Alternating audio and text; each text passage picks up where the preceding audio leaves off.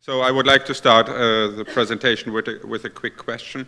What has happened to navigation within the last 20 years? And I think we all confirm that basically the answer is nothing. So 1995, GPS became fully operational, and for the last 15 years we have now AIS as a transponder system. But except of this, we are still using the same radar technology, we are still using the same sensors. There was no real development. And on the other side, we have an increasing accident rate.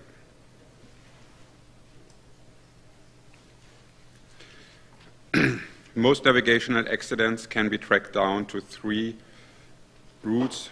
First one is cognitive workload, second, information overload, and the third one, dump automation.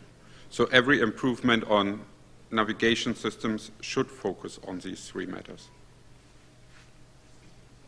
And there are actually some very nice opportunities here. So from different areas of technology, we get new concepts for autonomous vehicles, which provide us with new concepts and new sensors, new concepts or algorithm for anti-collision. And due to this discussion and open discussion in public, the acceptance for driver assistance and is increasing even among sailors. So it's a unique opportunity which should be utilized. So I don't want to go through all the sensors and the history, but there will be definitely a few new sensors coming up, giving support to the navigator in the near field. So like laser radar, thermal imaging systems, microwave radar systems. And if these sensors are integrated in a proper way and in an intelligent way, we can offer a lot of new functions to improve navigational safety, like ice radar, oil spill detection radar, wave radar, and man overboard systems, and going one step further, utilizing big data, we can record all the sensor information of a single vessel, of a single trip, and compare these data the next time with the results and determine by using the delta any changes, which will give support for berthing, for instance. So what is our vision of future navigation? First of all, it needs a new way in collecting, filing, and merging information. Then the information needs a proper presentation. It must be presented in an unambiguously way. And finally, we also need an implementation of supportive automation, basically a driver assistance. Just to provide one example, sea chart, which is very common to everybody from us. So the navigator has to compare the information of the plane chart with the view outside his window, and then rotate all these information to come to a conclusion about the situation and the information he needs. This can be, of course, improved by 3D renderings of charts, superimposition of routes, specific areas, objects, and of course also detected targets. Finally, this will end up in some augmented reality, which provides essential information in an intuitive way to the navigator to support his decision-making and situation awareness. Just another impression how this might look like in the future. The next step is the bridge design. Modern bridge design or state-of-the-art bridge design brings normally a number of limitations with it. So console design allows not a good or excellent view to the outside from every position.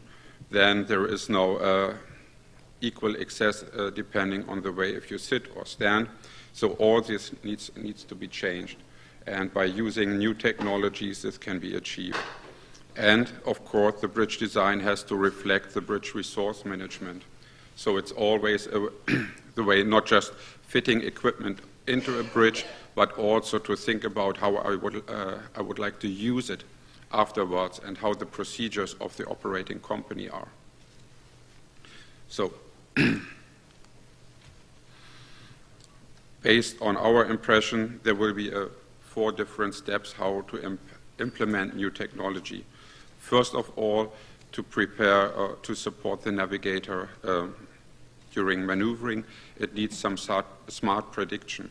Basically, this is a tool which comes out of the DP world, where you get an online and real-time prediction of the ship's movement.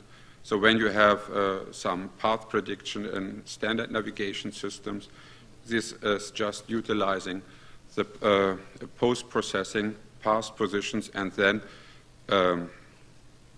just calculating the movement based on this. But actually it needs a real-time forecast of the ship operation, taking into account all the operations by the manager, the propulsion, the thrust, and all the sensor information.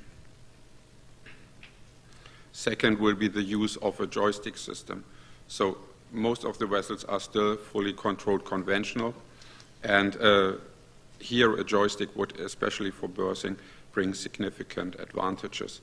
So control of thrust and rudder control as well as speed control.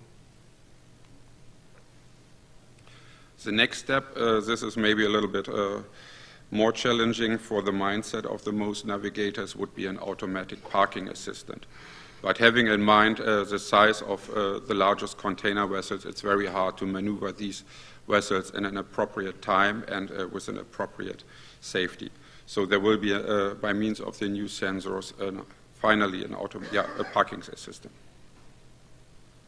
And the final stage will be collision avoidance. Also here we can achieve significant improvements when we are using the different sensors which we have, like infrared cameras, laser radar, the conventional radar, AIS information, puts all these together, creating a combined target table and then analyzing all the information based on the colrex and predict or, let's say, suggest the best and safest way to get around with it.